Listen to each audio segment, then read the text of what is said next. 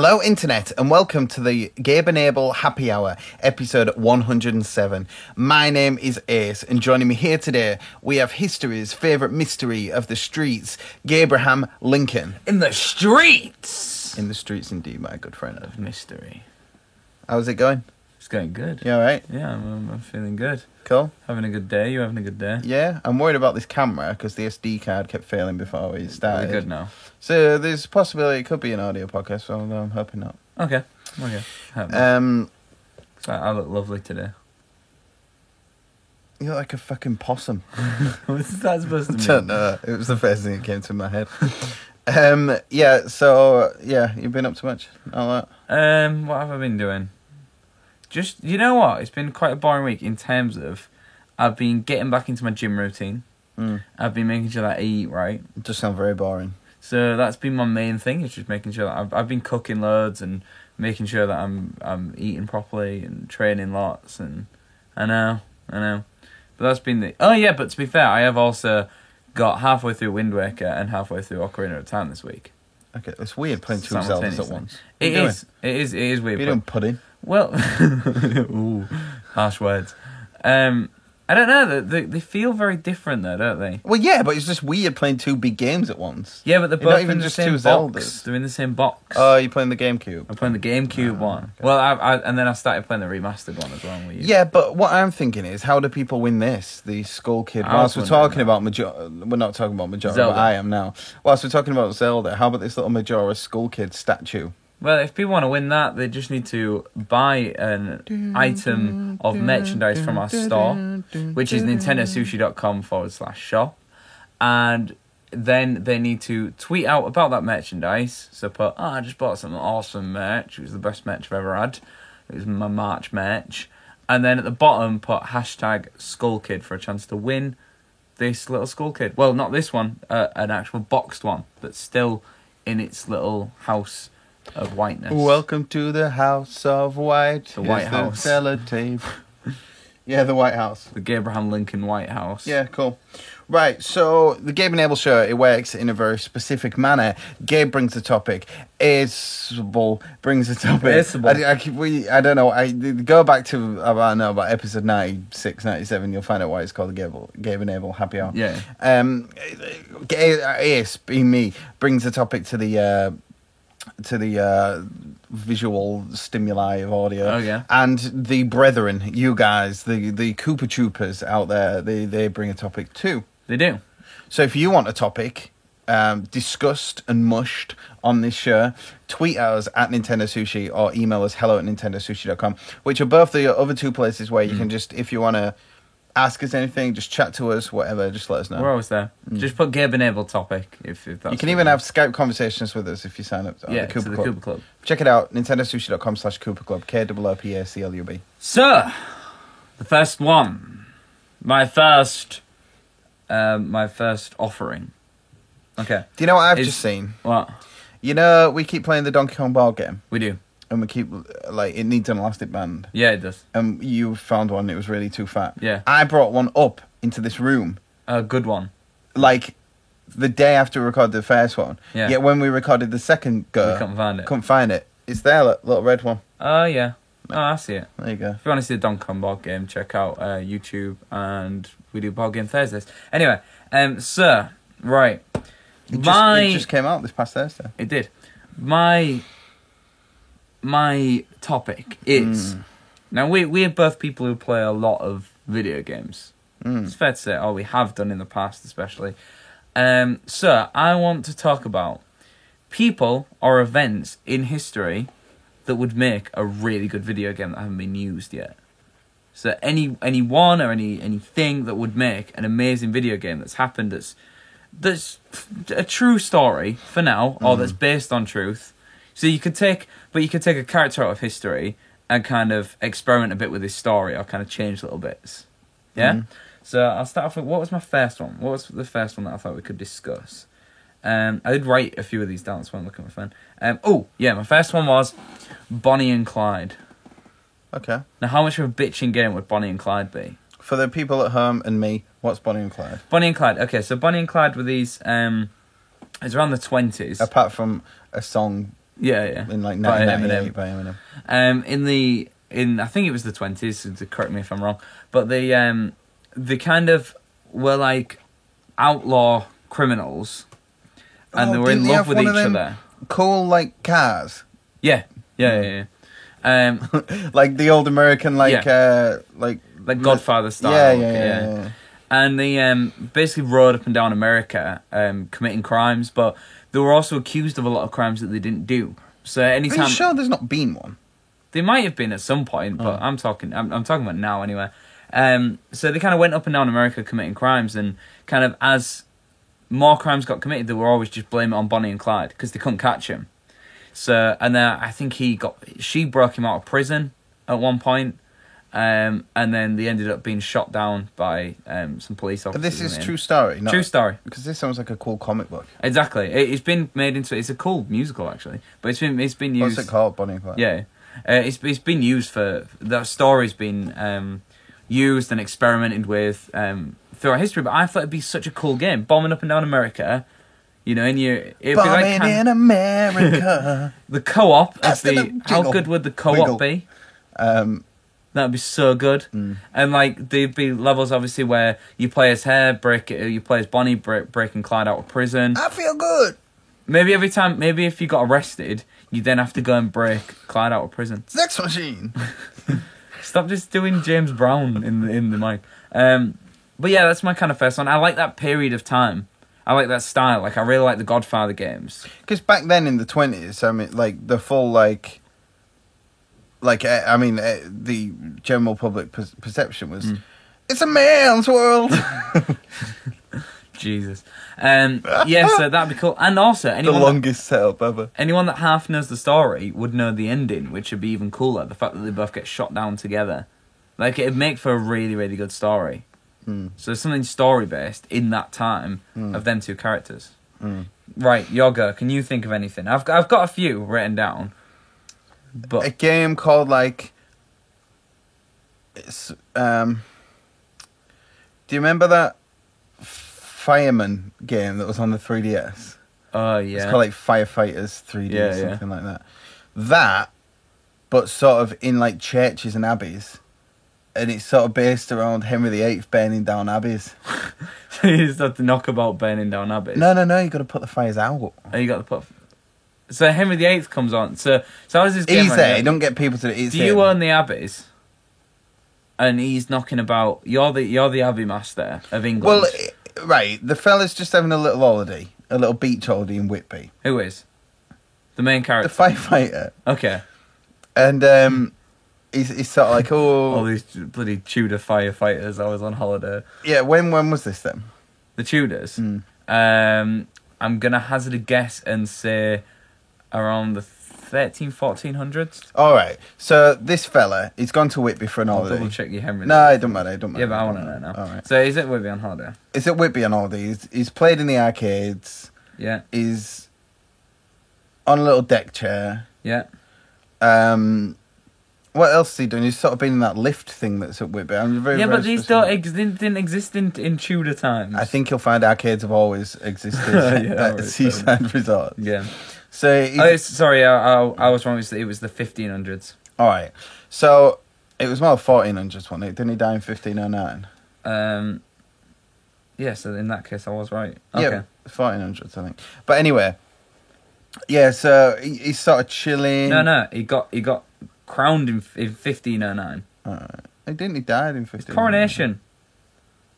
Coronation, June 24th, 1509. He reigned from then until 1547. Wow, what an old man. So he's chilling. He's been on whack-a-mole. Okay, yeah. Oh, he's got a few tickets. He's traded in for a pencil sharpener or something. A bouncy ball. 8,000 tickets, and he's trading in for one of them foam planes that you have to build. No, he's got a pencil topper, which is a Ren and Stimpy pencil. Is this topper. all the first opening video? Yeah. Okay. He's in his Tudor outfit. Can you play through it? No, it's a cutscene. Okay. He's in his Tudor outfit with his Ren and Stimpy pencil topper. All right. And playing whack-a-mole. And it's steampunk. It goes, what's that? You'll never guess what it is. Yeah, it's the Abbey burning. It's the Abbey burning. Yeah. So he runs up them 101 steps, whatever it is, to runs the past Abbey. Dracula. I ain't got any time. Bram Stoker's there with his little notepad, and he's like, "Oh, burn that instead." Runs up. Abbey's it's in tatters, Okay. but he decides to put it out anyway. So and then what? He goes on a mission to No, well, follow it's Henry kind VIII. of like no. Is it just one Abbey that goes on fire? Or is it just Whitby Abbey? Yeah. Okay. He's got like he likes Whitby because that's where he goes for his holiday. All right. Can't there be any like Henry VIII eating mini games? Well, there's one of them at Whitby. There's one of them like old-fashioned sweet shops, so you can maybe go in there. Okay. Which would be like new sweets, future sweets. But yes, he runs up them 101, so he can smell. He can smell. He's got a mixture of smells. He can smell some like kippers being smoked, but at the same time, I think smell the you're missing a trick with Henry VIII. Yes, but no. Can't he knock about just killing wives? No. Like press History's A to, already explored. It could be like a Telltale Games type thing, but it's like press A to behead. You know what I mean? B to divorce or X to survive. Right, but mine's better. So he runs up. He smells the kippers. He keeps running, and then he gets to the top, and he's like, "Oh, I'm run out." No, right. He goes before this. This is still part of the cutscene. I don't get the game. He goes into a charity shop. All right. Because there's loads of them in Whitby. In Tudor times. In Tudor times, there's loads of them. He goes into British Art Foundation. He says, "Right, I've got these Ren and Stimpy pencil toppers, right. but I ain't got any money. Can I trade it for that water pistol?" They say, "Yes, sure." Oh, this is like a point-and-click adventure? No, this is the cutscene stuff. Oh, right, okay. It's got an in-depth I think what you're backstory. doing is just making a bad film. No, it's not. It's not a film. It's a game. Because he gets the water pistol, runs back up, smells the kippers, carries on running, and then he has to put the fire out with the water pistol. See, mine. And then the end scene is just sort of sat with a pina colada, taking it back, lovely little cock. But that's what I mean. I don't get what point you play a game. What? I don't get what point you play the game. Putting the fire out with a water pistol. All right, fair enough. Another one I had, Harry Houdini. But if you took that character and put him in a different environment. So if you had, not like in Whitby or whatever, but Harry Houdini... Well, let's set them all in Whitby. But make a game where you can use your magic to kind of like defeat certain enemies and stuff. Like Henry VIII or Bram Stoker or Dracula. Neither of them had magic. What? Dracula did? No, he didn't want magic. He was just weird. Oh. Dracula would be a good game. How good would Dracula be as a game? I'm sure it's been a game. It probably has. It has been a game. Yeah. Like, look at freaking... Castlevania. Castlevania. Yeah, that's true. No, but I think that would be a good one.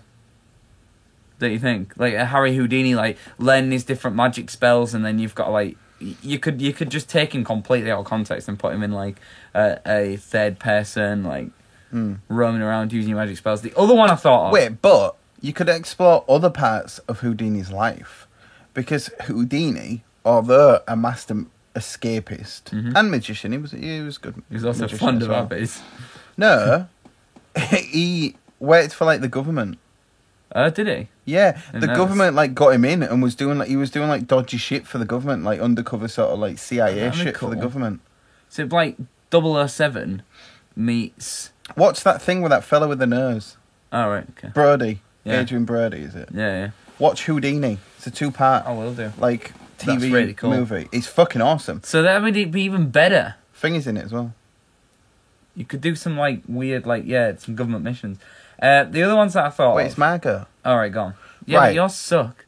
They don't suck. All right. I'm putting Whitby on the map. This one's gonna be a good one. Yeah, this one's gonna be a good go one. On. Right. Do you know what there's not enough of? Go on. World War II games.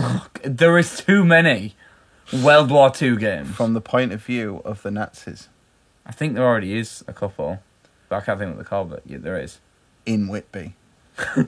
All right. Right.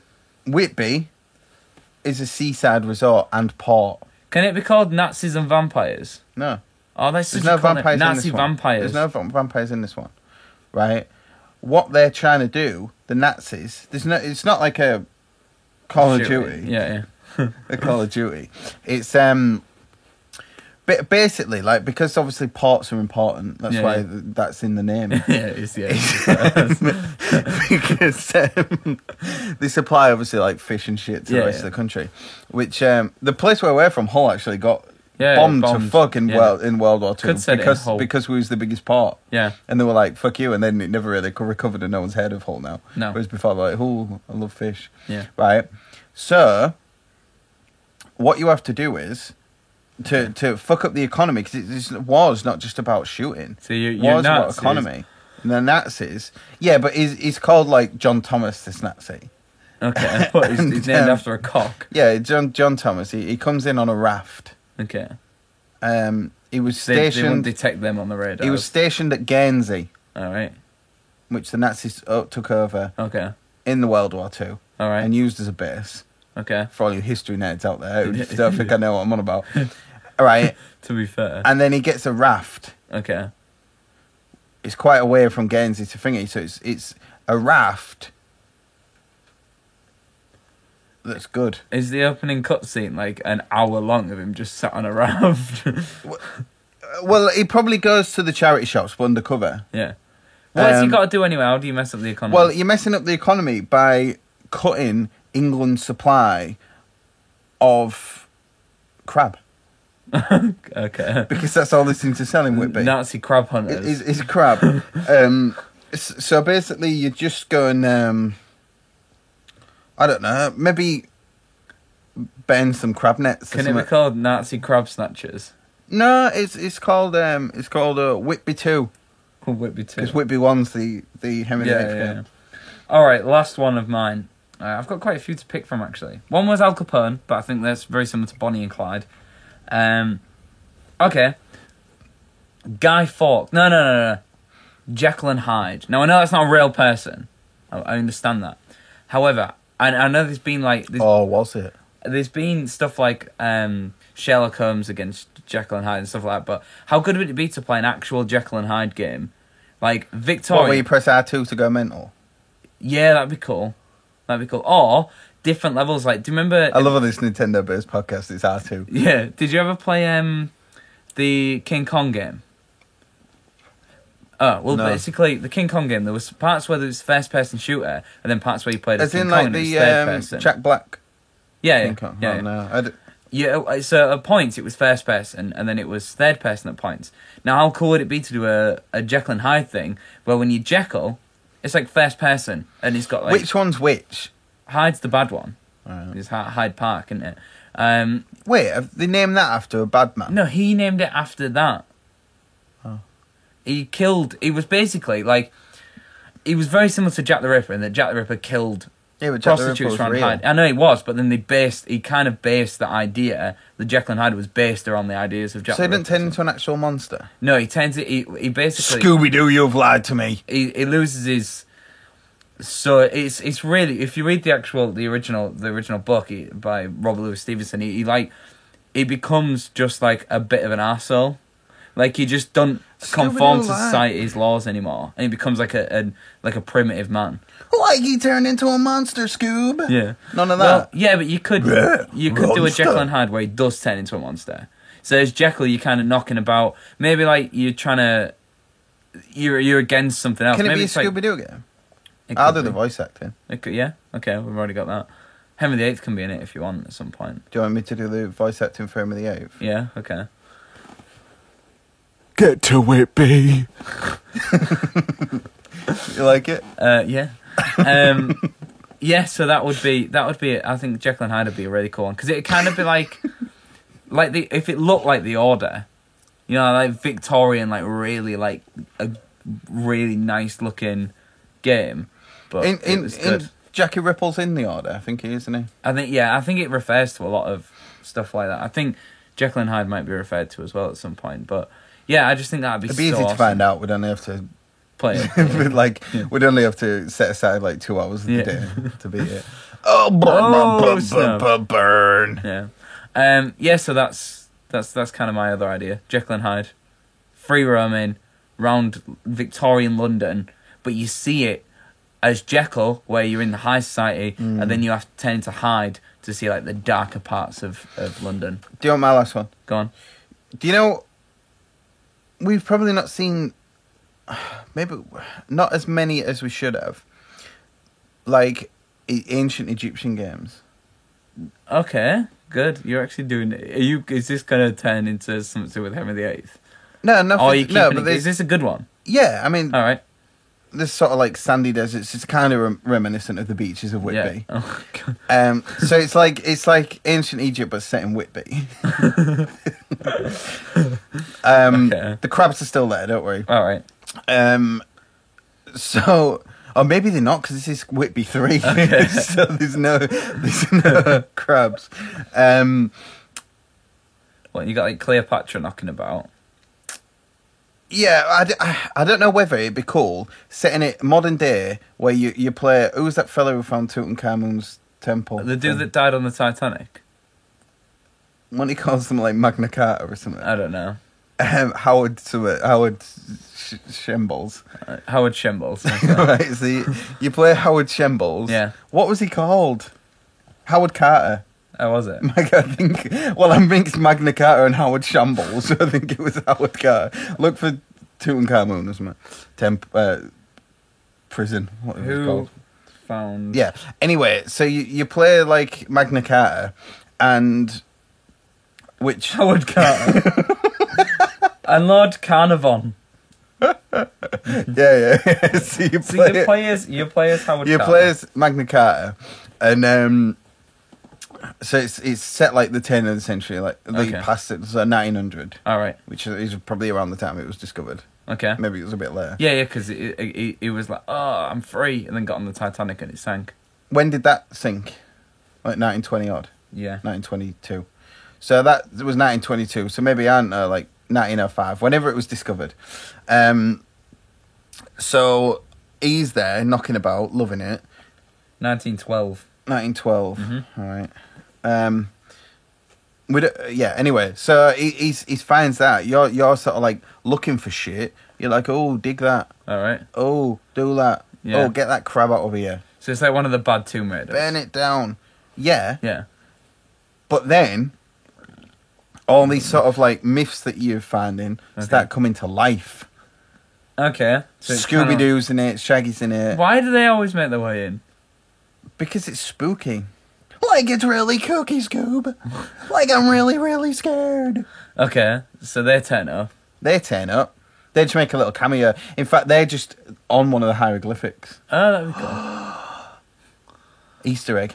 Right. So Magna Carta's there, and he sort of just starts getting like fucked up by all the zombies. But then, here's the thing. Dr. Dolittle, whatever he was called. Who? Howard Carter. No, his mate. Dr. Jennings. Yeah. He's there. Lord Carnarvon. What was it? Yeah, Lord Carnival. Yeah. So Lord Carnival's there, and it Carnarvon. Yeah, Lord Carnival. So Lord Carnival. He's the one who's making everything seem like all this shit's coming to life. But he's hired your mate to sort of rig it all up. Your mate. Carnarvon. No. Howard Houdini. Yeah. To rig it all up. My mate, yeah. And then all this shit's happening. Magna Carta's like, oh, what's going on? Mr. Carnival, he's like, boom. But he's like the fucking Wesker and shit. Yeah, all right. And then like, everyone's like, oh. So it's an ancient Egyptian Resident Evil. No, that's just because there's backstabbing. Resident Evil. That's just a backstabbing. Egypt. Don't worry about that. No, because it's kind of like...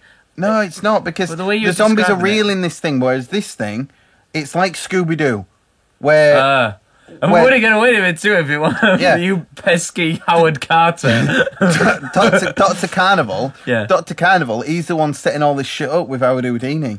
By the way, Dr. Carnival is a really cool name, even though he's Lord Carnival. And Howard Houdini, he's rigging all this shit up for Magna Carta. All right. And then you suss all that out, and then you have this battle between like Howard Houdini, who's Howard Houdini. Yeah. Every time you like, oh, trap him, he gets out. Yeah. And you're trying to fuck up. Yeah. Doctor Doom. Yeah. And then in the end, you manage to get him all chained up. And then at the throw end, him into the sea. And then it ends the same way as the other two games in the series ends, where he's just sat on the beach with a pina colada. Yeah. And he goes, "Oh, Whitby 3." Okay. And then that's it. Trilogy. Yeah. If you go above a trilogy, you're going wrong. Yeah. All right. Yeah. Well, that's the end of that topic. The Whitby trilogy. Yeah. Okay. Right. So what's my topic anyway? I don't know. Like my topic is cartoons. Okay. Which is quite Jesus. Prevalent.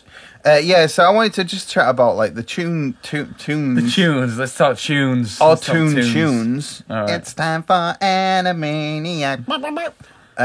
Who? Yeah. Ding ding ding ding ding ding ding ding ding All that, like cartoons, sassy.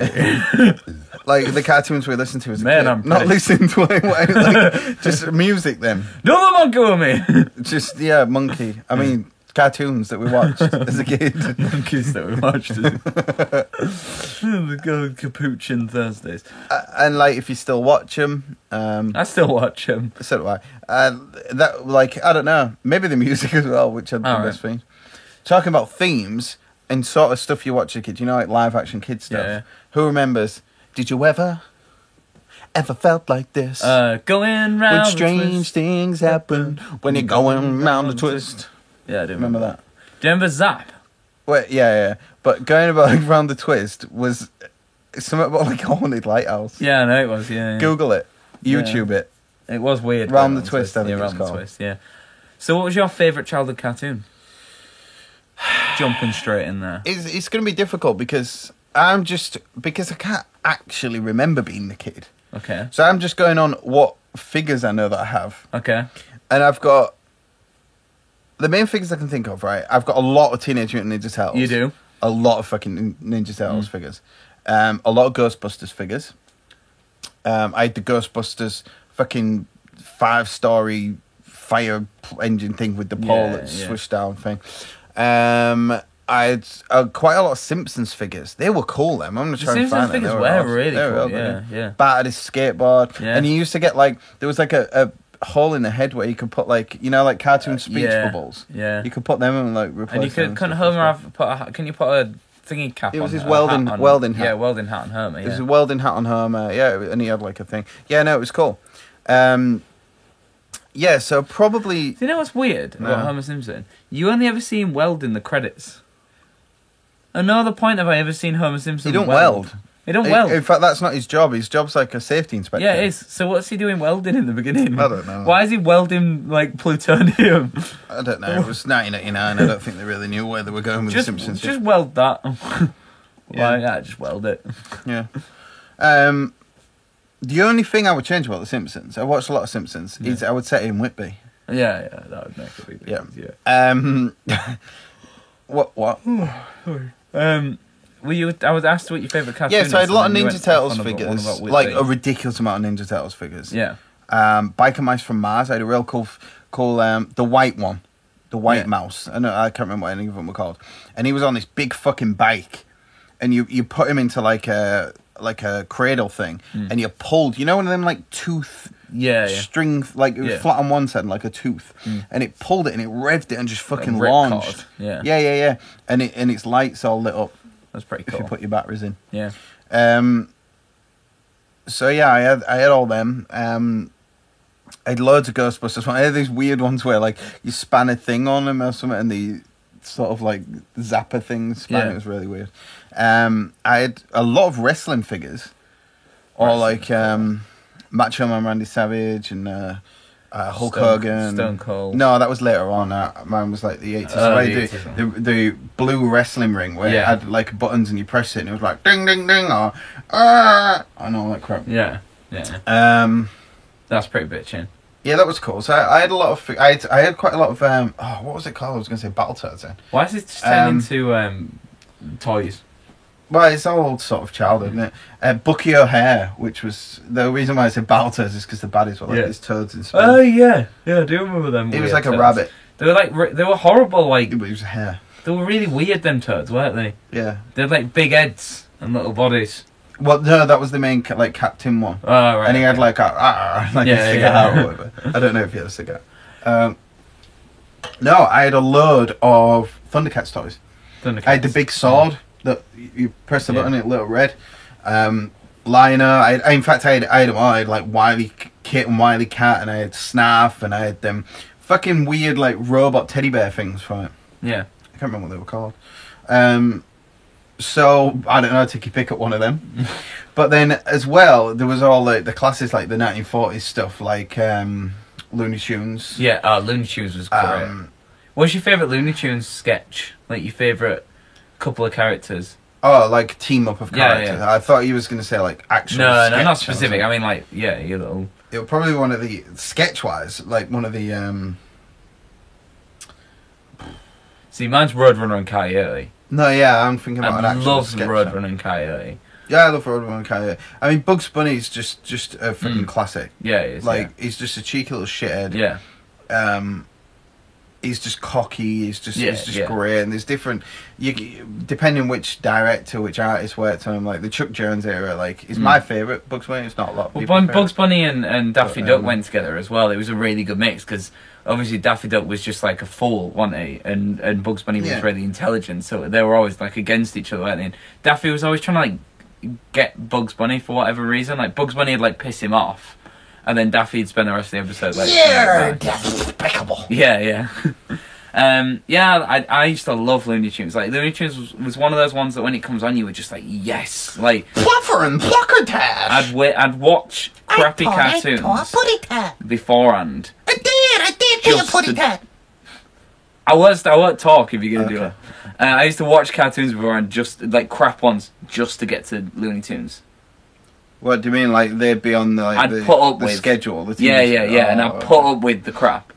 See, yeah, but when I was a kid, I didn't really know what was crap. I used to watch crap. Most of this stuff I'm talking about now is probably crap. Yeah. The Looney Tunes stuff in. The Looney Tunes stuff's genuinely good. Thundercats is a bit weird. Thundercats is strange. Ninja Turtles. I mean, I've not watched the cartoon. No. Since I was a kid. But I loved Hanna-Barbera. I fucking loved Hanna-Barbera. Yeah, I was... Cartoon Network is what I grew up on. Yeah. I mean, was my favourite. Those two dudes. I used to think Hanna-Barbera was a woman. A woman. But it's two dudes. Joseph Hanna and... I can't remember. Bobby the Bearer. Yeah, but them two were like... Yeah. The fucking shit. Like, because what they did, like, was take, like, the full animated stuff. Like, Looney Tunes is full animation. Yeah. Every frame's drawn, like, everything like that. What Hanna-Barbera did was they had to cheapen it because TV was, like... in fact, Hanna-Barbera had the very first cartoon made specifically for TV, which was the Flintstones. I used to love the Flintstones. To make that possible... because before the Flintstones, everything came out of the cinema first. Yeah. All these cartoons, Looney Tunes wasn't a TV show. It was something that was played in the cinema before a movie. I've always wanted to go to like one of the drive-in and watch a cartoon in a drive-in, like American drive-in thing. It'd be cool. Yeah. So Hanna-Barbera were the kind of like pioneers in making animation cheaper, for better or for worse. Yeah. And some of it, when you watch it back now, is rough. Well, it's limited animation, which basically means like they will have like a cell. Gabe, just pass us that. Okay. I've got an animation cell right here. This wasn't planned actually at all. Gabe us the piece of paper before as well. Right. If we look at like this thing's called a cell, which it's like a for the listeners at home, you're gonna have to check this out on YouTube, but. It's like it's the cell of Mother Brain. This is an actual cell from Captain N. Yeah.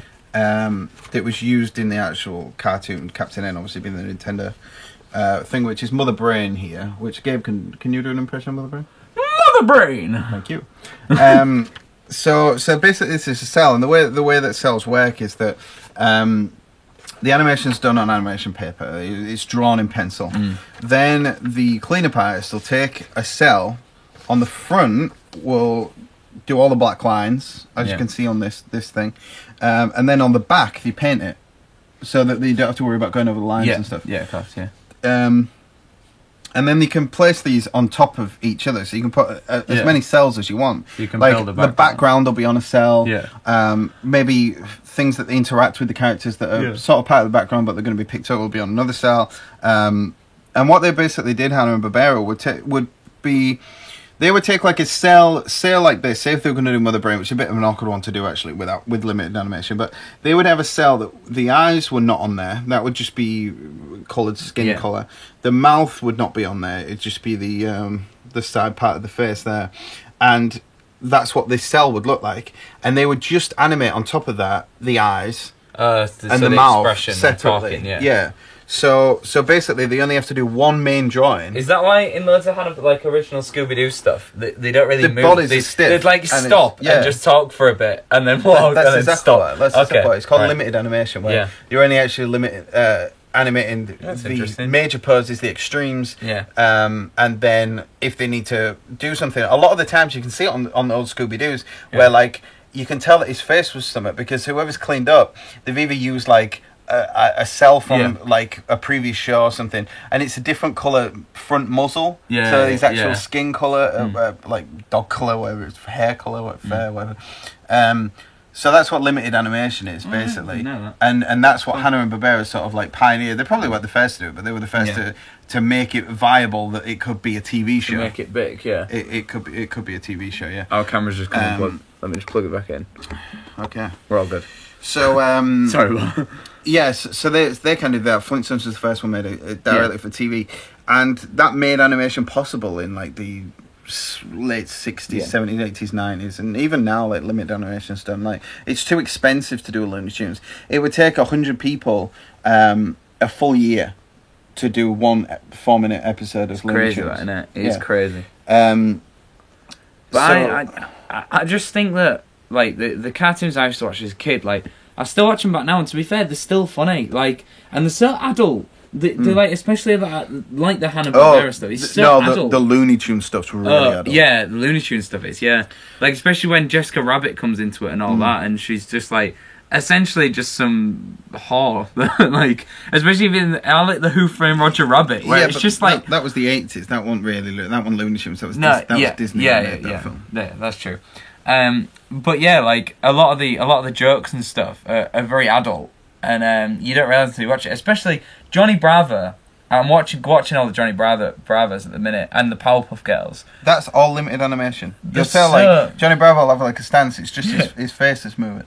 It's and they don't even have to animate anything. The reason why it works in Powerpuff Girls, it works. This is stuff. It's still Hanna-Barbera. Like Cartoon Network is Hanna-Barbera. They just evolved and got absorbed and then bought by all these different companies. But it's because that stuff there is super stylized. Yeah. Like if you look at the Powerpuff Girls, the head is a circle. Yeah. If you look at the silhouette of a Powerpuff Girl, like if you take Bubbles, it's an oval. Yeah. With these two things coming off it.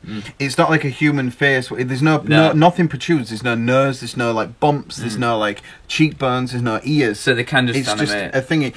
And so they animate the mouth, and the bodies are just these like kind of like they're just a section of ovals like together. And they can do that and get away with that, and it doesn't look weird. No. But when you're doing it with Scooby-Doo, which is drawn more realistically, I know I'm not talking about realistic, but like they're actual figures, like there's some sort of anatomy there and everything like that. That's when it looks strange, because there's these human things just still with the mouth just moving, and they are occasionally going like that. Like really old, well, not even really old, but like kind of early PS3 games. You know where what was always weird about early PS3 when the graphics got there before the animation. The eyes, you got someone and the just top of their eyes would just stare like dead eyes, which was freaky. It still happens now, to be honest. Johnny Bravo proper makes me laugh. Like, actually, but I was watching one episode the other day where he goes to like this tribe. It's like one of the first ones. He goes to this like tribe of women in the jungle, and they're gonna burn him at the stake. And they're like, quick, burn the virgin. And he's like, hey, wait, I'm not a virgin. And I was like, you can't joke about that on Cartoon Network. Like, loads of little things that he says. And he's like such a male chauvinist, like, objectifies women. I know that's the joke, but when you think about it now, like, I think if that came out now, people would be questioning it left, right, I was watching one the other day, and it just made me piss myself, because there was a woman at Pops, you know, the bar. Yeah. It's a really attractive woman. She's just sat there with a drink, and he's sort of staring at her, and he goes, I can't help but notice I've been staring at you for the past hour or something like that. Instead of like, I notice you've been staring at me. It's like, I can't help notice that I've been staring at you for the past while. I like 911. There's a handsome guy in my mirror. Oh wait, it's just me. Yeah, it's great. All that stuff. And the writing is just fantastic in them cartoons. And the sort of like going back to animation again. Sorry to harp on about it. The limited animation thing is with Powerpuff Girls and with Johnny Bravo. I prefer it like that. That stylized thing needs that sort of animation. If it's full animation, like stuff's like got this real flowy quality to it. Whereas I see Powerpuff Girls and Johnny Bravo and Dexter's Lab and everything like that. They're like drawings come to life rather than like Disney, which tries Disney's whole thing is the illusion of life. Where everything Disney's like full animation, and they're trying to make everything alive, whereas with this it's super stylized, and they're both very different things. People try and like say one's better than the other. One takes more skill and everything than the other, definitely, but there isn't one that's one is better than the other, because they're completely different. It's like comparing like two things that are just, it's like comparing the Wii U and the PS4. They're different, you know. Like what I mean? comparing a tragedy and a comedy. Or like like an RPG to a fucking fighting game. Shooter. What about him in Powerpuff Girls? The cross-dressing the cross-dressing devil who wears fishnet tights and high heels. I am going to kill you. But it's called him. Yeah. What is that all about? They didn't. It's a time when they just did not care. Did they? Well, it was a time when creativity and like comedy prevailed over like what you should and shouldn't do. Yeah, but a lot of the stuff, like, it's not bad. No, it's not when bad. When you're looking at it, like, with this over PC mind, like, I grew up on all this stuff.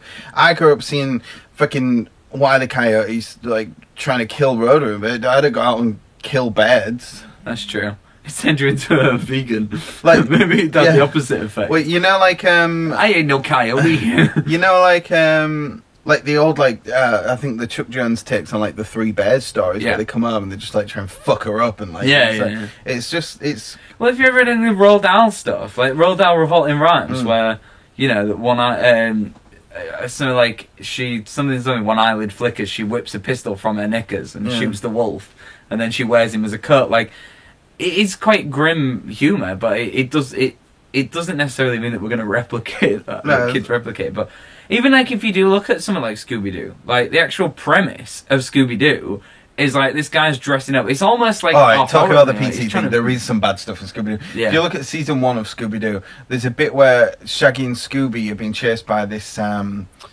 I think they've got a ring, which is like a Chinese, like ancient Chinese ring. It's really racist, isn't it? Yeah. So Shaggy and Scooby, when they're trying to get away, they always dress up as someone, and they're like, "Hello, and like do these really bad, like sort of like racist, like 60s Chinese. It's worse than Sean Connery. Oh yeah, it's worse than that. They're like, "Hello, you want to buy a Chinese meal?" and all that. It's like, whoa, that's really bad. Scooby-Doo is really racist. But loads of the old cartoons are though. I mean, if you go to Disney as well, look at Dumbo. Like the fact that all the black people it's like a chain gang, and they don't even have, they're just shadow people, aren't they, with faces. It's really bad. But yeah, in terms of like ones that I really love, like I love Dexter's Lab. I loved Johnny Bravo. I liked SpongeBob. How about Cow and Chicken? SpongeBob. Cow and Chicken was genius. Again, that was another one that was just mental. The baddie was a devil who used to use a catapult to fling pigs' asses at him. And he used to like bounce around on his his bum. He used to hold his legs and bounce on his ass. I've been watching Fairly Odd Parents recently as well. Yeah, that was. I'm too old for all that shit. I was too old for Cow and Chicken, but I still used to watch it. I was kind of old for Fairly Odd Parents, but I'm watching them back at the minute, and again, they're so funny. My sort of era for cartoons was the late 80s and early 90s, like all that kind of like. What about the one that I watched in the 90s, Pokemon? Yeah, I mean I was too old to watch that, but I used to watch it anyway. And the Pokemon film. Yeah, I went to see that at cinema on beautiful day one and got my Pikachu crying on my limited edition card. So yeah, they're like cartoons are just a great thing, and I want them to carry on. Well, that's the like I love all the hand drawn stuff, but that stuff doesn't exist anymore. Not really. No, No, not at all. Well, there's some people doing stuff in there, but it's just not Like what?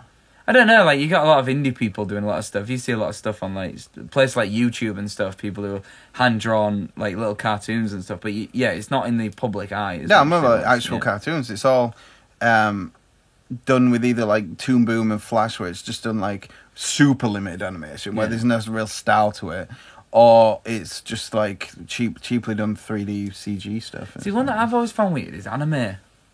Anime is like fully really hand drawn, fully amazingly done. It's weird, like but it's done cheap. Like over here, like the majority of everything's done 24 frames, like per second.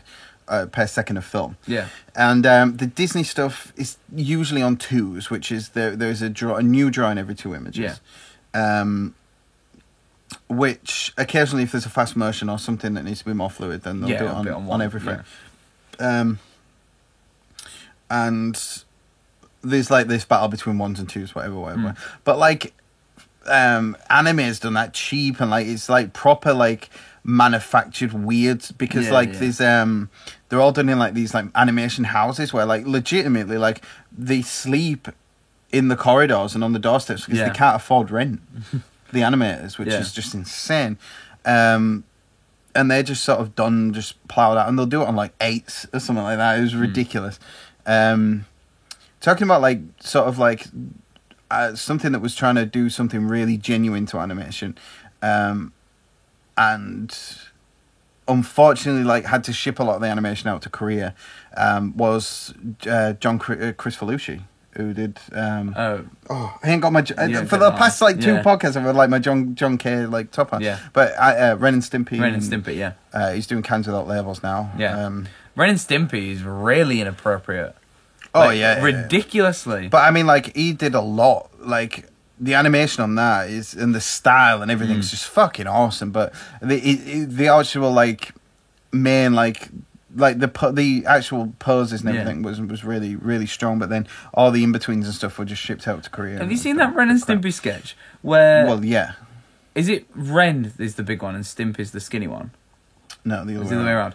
Well, Stimpy is bent over, holding a piece of wood with his butt cheeks, and Ren has a saw between his legs. Yeah, and it's like it looks like he's fucking. It's actually, like it's like bum sex. It's like a big bent saw. Yeah, one of them big bendy ones, like a lumberjack one. Yeah. And I saw that and was just like, what the hell? How can you get away with that? If you watch the Adult Swim ones, they're really bad, but they were done for adults. But but it's just some mad stuff on that you just like. You can't do that. And there's so many times. I mean, that's a particularly bad one. Like, that is a really bad one, because that is just... But with that, like, Nickelodeon at that time had sort of, like, commissioned John K to do this, which he'd been working for different animation houses, and, like, he was really outspoken. He pisses a lot of people off, but he's good at what he does. Yeah. And he always put the cartoons first. Yeah. He was like, no, I don't give a shit if it's going to be late. It's going to be late.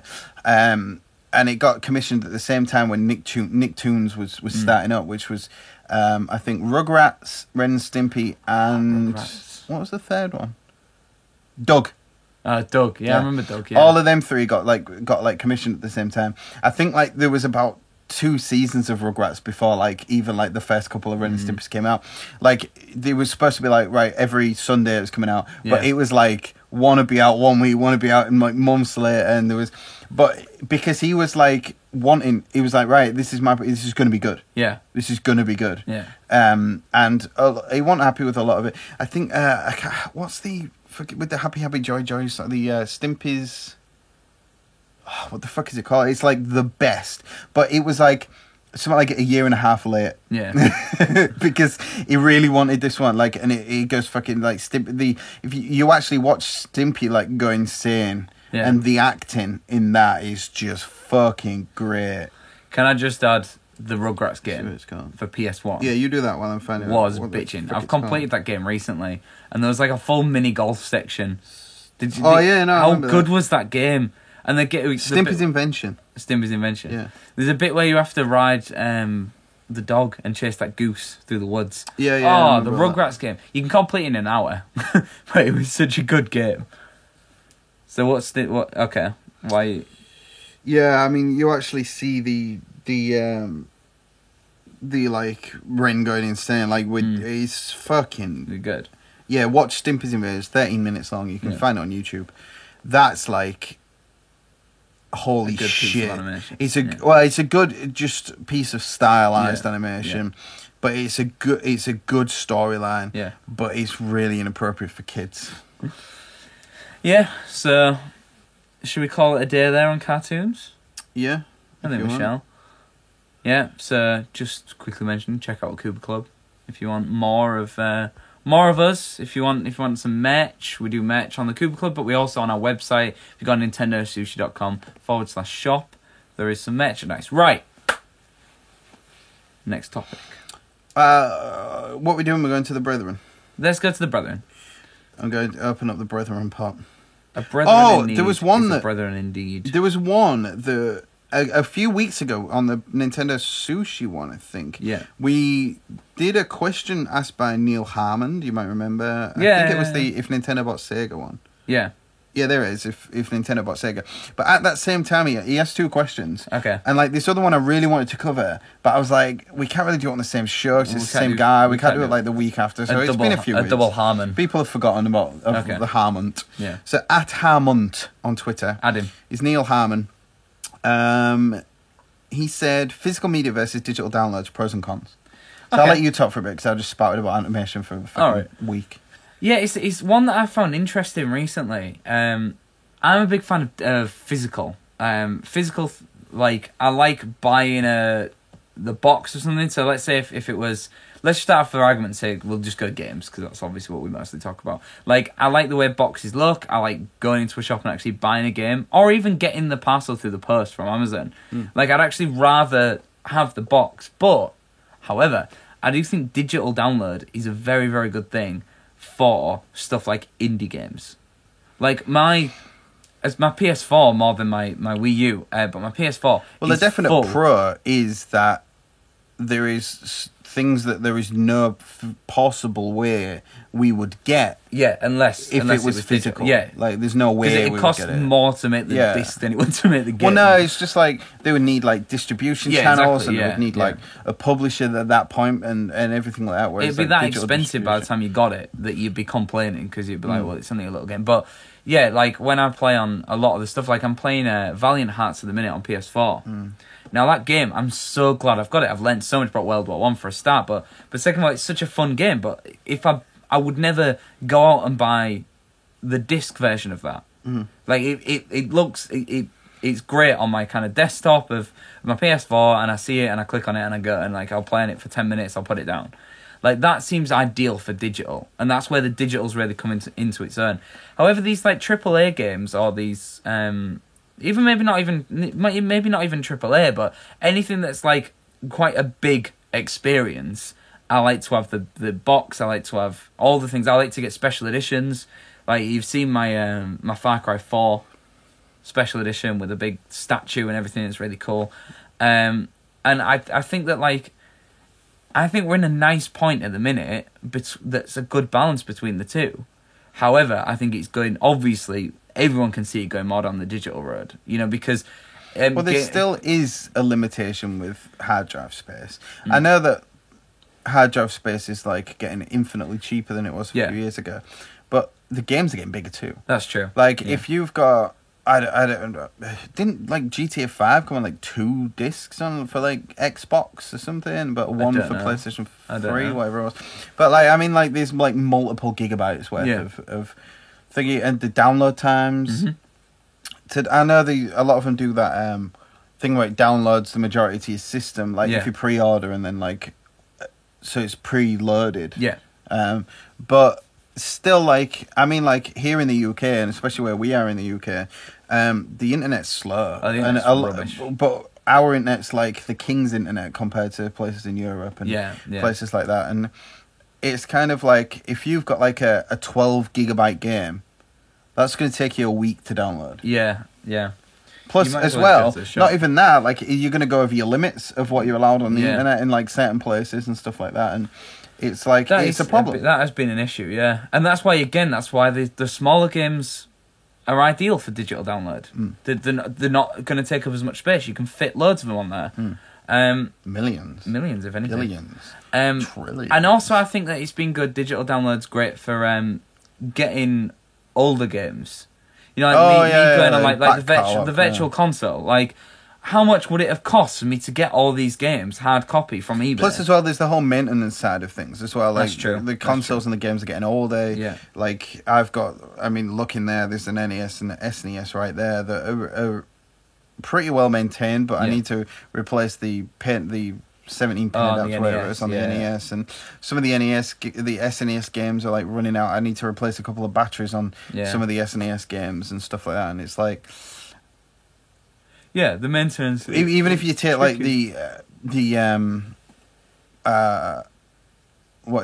cost out of it, it's still a pain. Like, you've got to have multiple consoles set up. These are not HDMI ready, which most TVs now only have HDMI inputs and stuff. And you've got to get around the conversion or have like a separate TV, like I do for the CRT and everything like that. And it's like, it's a pain.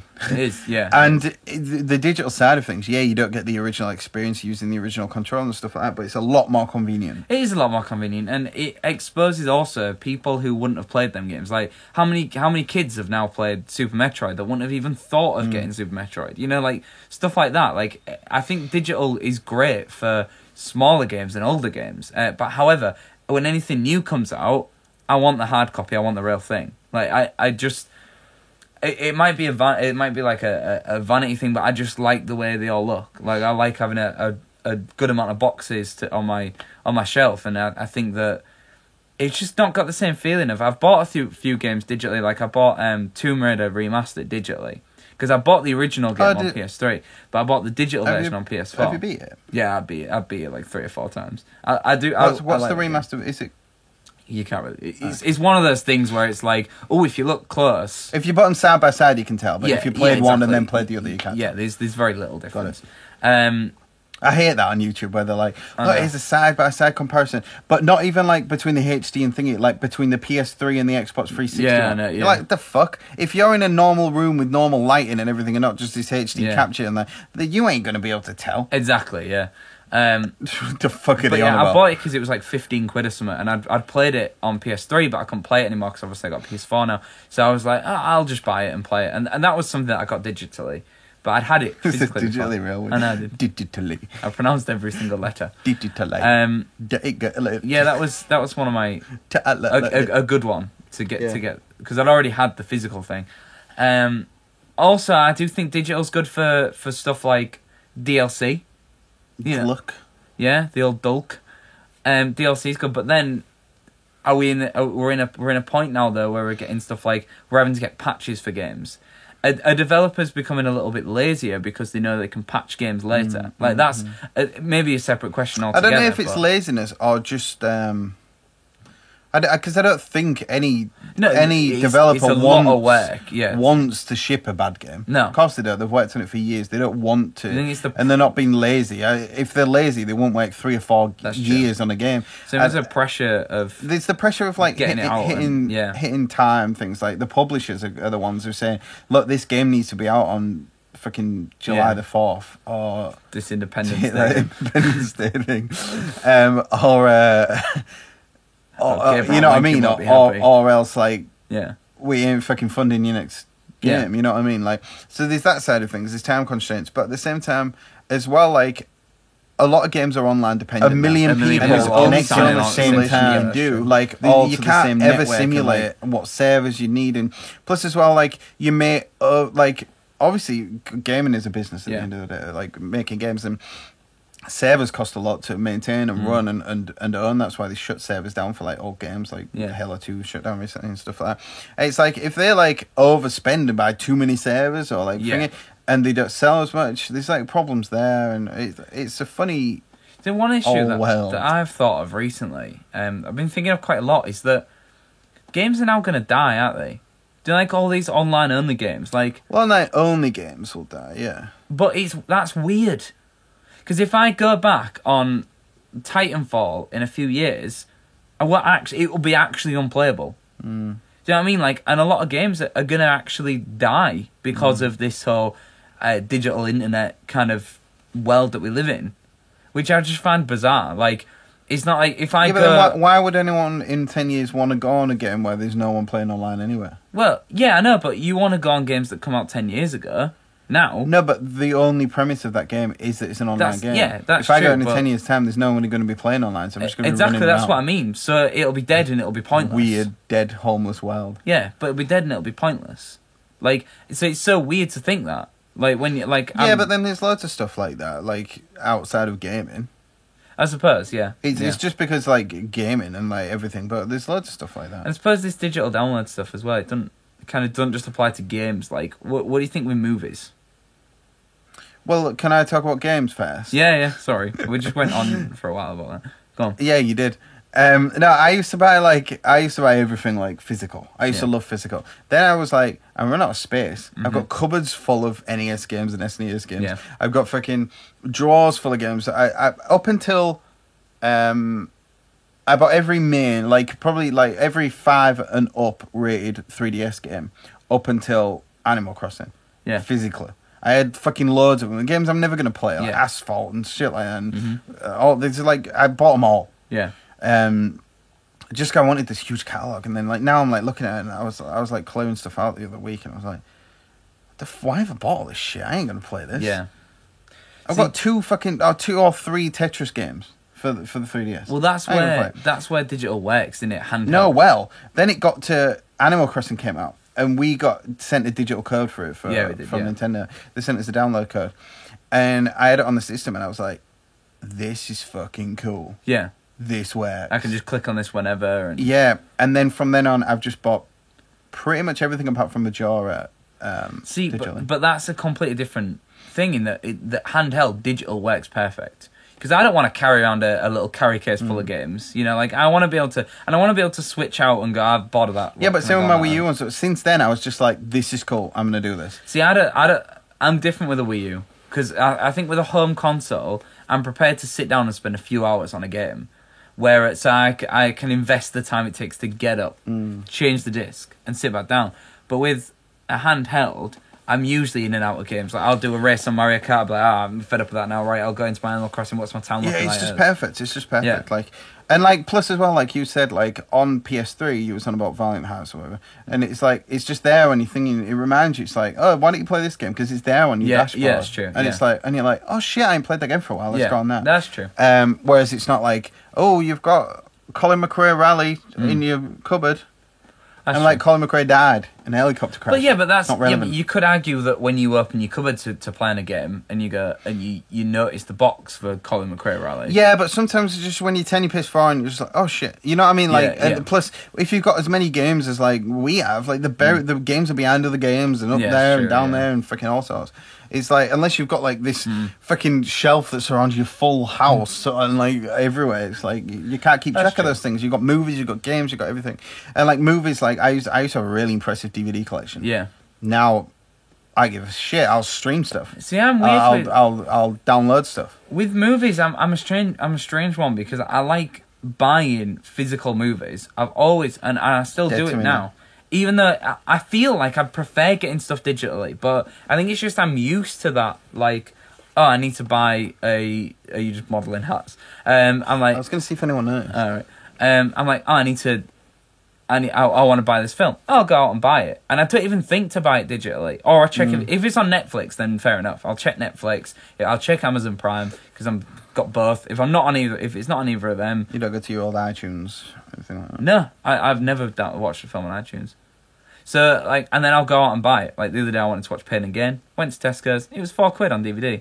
So that's fair enough. Probably cost that online. And I've got the It'd be more than that. Yeah, exactly. So, some stuff as well is more expensive digitally. And I always think, I feel like I'm getting ripped off a little bit when I buy something digitally. And it's more expensive than the physical. Tangible, that's it. Holdable physical object. Yeah. Like, I don't know why, but it just feels better to have a thing that I can hold that I spent my money on this thing in my hand. By the way, you know the giveaway that we're doing for Skull Kid? Yeah. where if people buy a piece of merchandise in March and then tweet us #Skulkhead, then they're in for the running. Mm-hmm. Should we chuck in the Majora poster as well? Oh, it's a cool poster. Okay, we'll do It's a that. cool poster. Let's do it. So digital and hard copy is something that I go back and forth. What with about all comics? the time.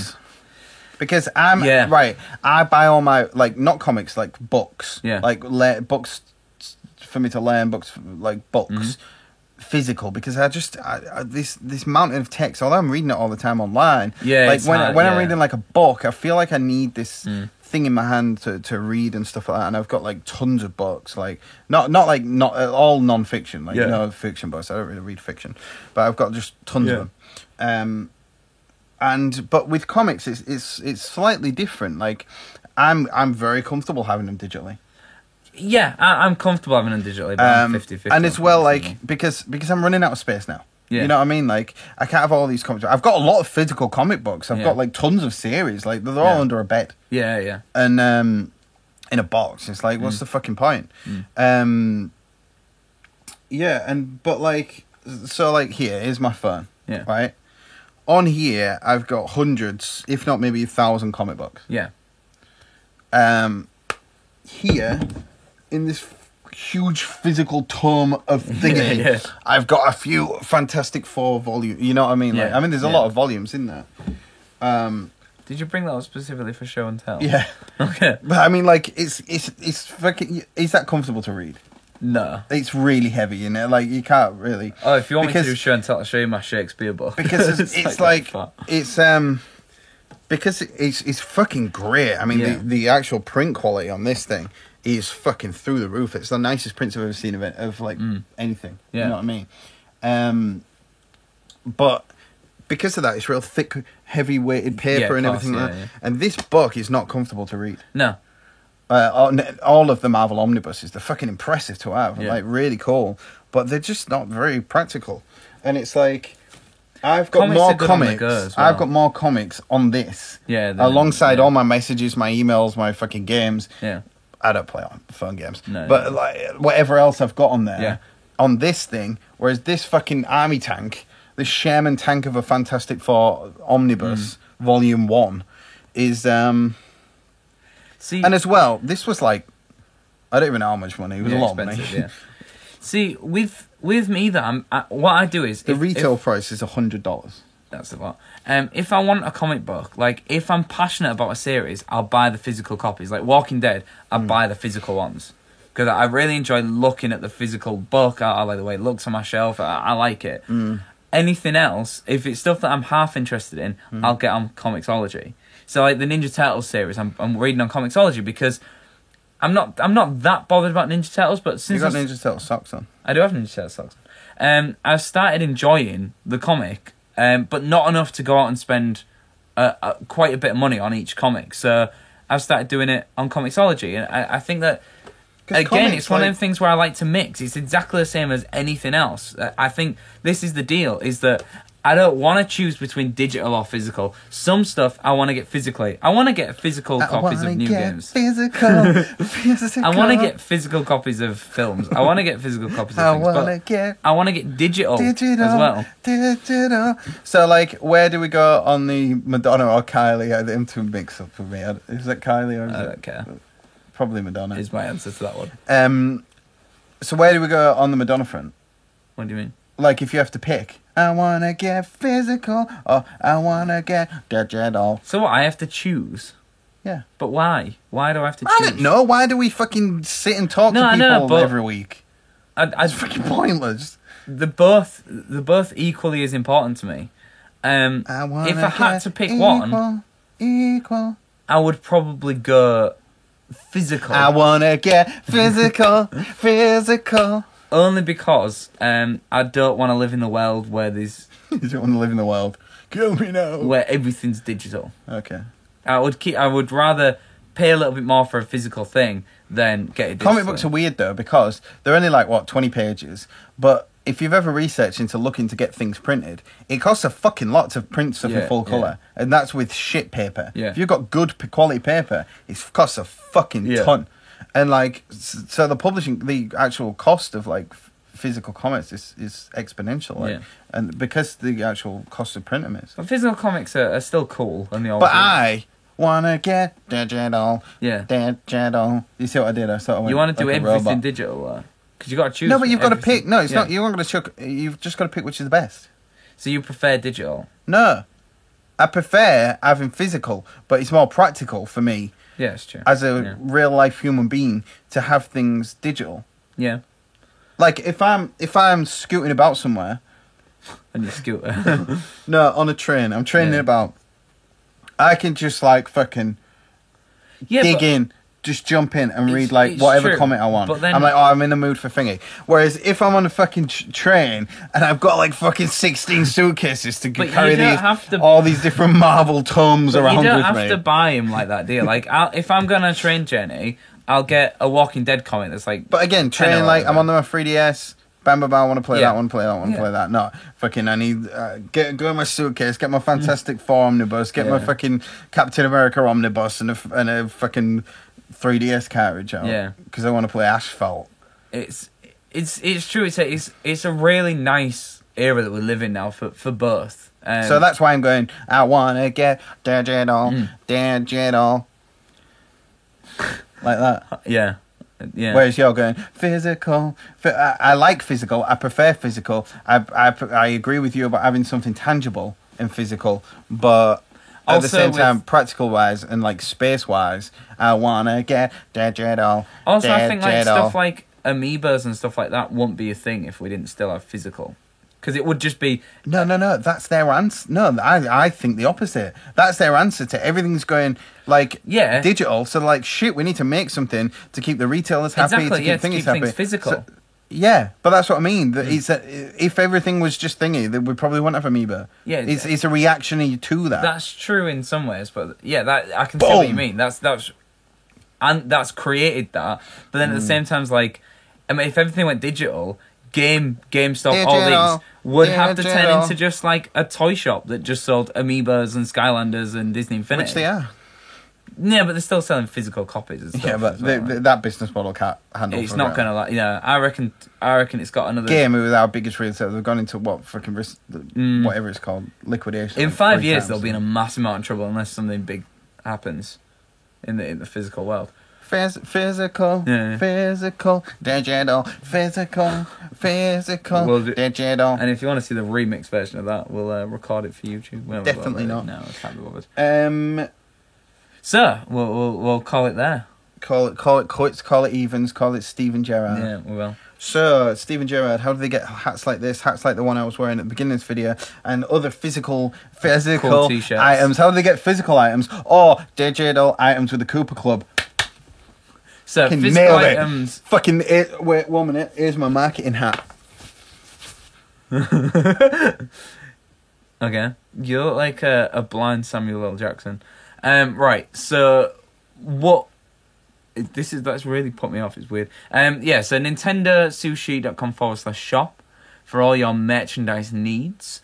Also, we have the Cooper Club. So the Cooper Club, check it out. There's loads of different kind of tiers, loads of different levels of the Cooper Club that you can join. Ways to get more of this, than you're already getting. It's a little bit. It's a little bit of money a month, but it's not a lot. And it's ways to thank us, reward us, and get more for yourself. So everyone wins.